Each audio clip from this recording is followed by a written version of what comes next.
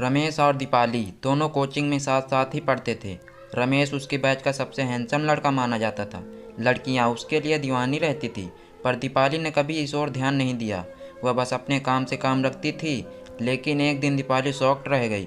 उसने देखा कि रमेश की नज़र उस पर ही टिकी हुई है। पहले तो उसे यह कोई वहम लगा, लेकिन फिर जब कई बार ऐसा हुआ तो उसे यकीन करना ही पड़ा। शुरू में उसे यह सब अजीब सा लगा, लेकिन फिर धीरे धीरे उसे अच्छा लगने लगा। उस दिन से दीपाली की ज़िंदगी ही बदल गई। वह अपने आप पर पहले से ज़्यादा ध्यान देने लगी, हमेशा सच संवर कर रहने लगी। एक दिन की बात है, दीपाली कोचिंग से घर लौट रही थी, तभी पीछे से रमेश आ गया। उसने अपनी बाइक दीपाली के पास रोक दी और बोला, आओ दीपाली, तुम्हें घर छोड़ दूँ। दीपाली उसे मना नहीं कर पाई। वह बाइक पर बैठ गई। रमेश ने बाइक को पहले गियर में डाला और धीरे धीरे चलने लगा और बोला, दीपाली, तुमसे कुछ बात करना चाहता हूँ। दीपाली की सहमति पाकर रमेश उसे पास के रेस्टोरेंट में ले गया। वहाँ पर उसने दीपाली से अपने प्यार का इजहार किया।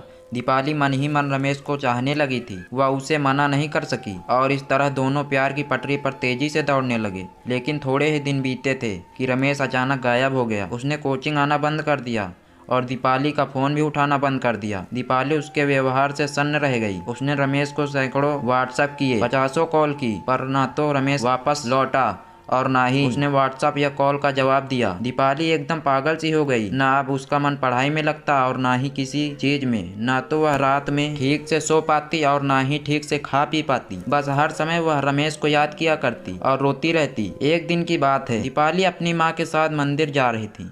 तभी रास्ते में उसे रमेश दिखा।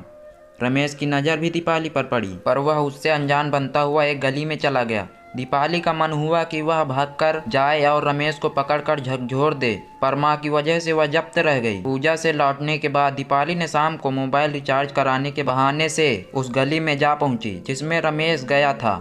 संयोग से रमेश सामने से आता हुआ मिल गया। वह दीपाली को देखकर दंग रह गया। वह उसे लेकर एक दोस्त के मकान में चला गया और माफ़ी मांगने लगा। दीपाली ने उसकी बातों पर यकीन कर लिया और इस तरह दीपाली की ज़िंदगी में फिर से बहार आ गई। लेकिन अभी ज़्यादा दिन नहीं बीते थे कि रमेश एक बार फिर गायब हो गया। इस बार उसका फ़ोन ऑफ जा रहा था और उसके माँ बाप भी मंदिर के पास वाला मकान खाली करके जा चुके थे। इस बार दीपाली बुरी तरह से टूट गई। उसने सभी से मिलना जुलना बंद कर दिया और दिन भर अकेली पड़ी रोती रहती। मुझसे दीपाली की हालत देखी नहीं गई। मैंने रमेश के बारे में पता करने का निश्चय किया। मैंने काफ़ी दौड़ भाग की और अंत में मुझे इस काम में कामयाबी भी मिली। पर रमेश के बारे में जो कुछ पता चला उसे सुनकर मैं शॉक्ड रह गई। दरअसल रमेश किसी अपराधी गिरोह से जुड़ा हुआ था और उसने दीपाली को जानबूझकर अंधेरे में रखा हुआ था। मुझे यह भी पता चला कि दीपाली की तरह ही रमेश के कई लड़कियों से संबंध थे और वह उन्हें सिर्फ टाइम पास का जरिया माना करता था।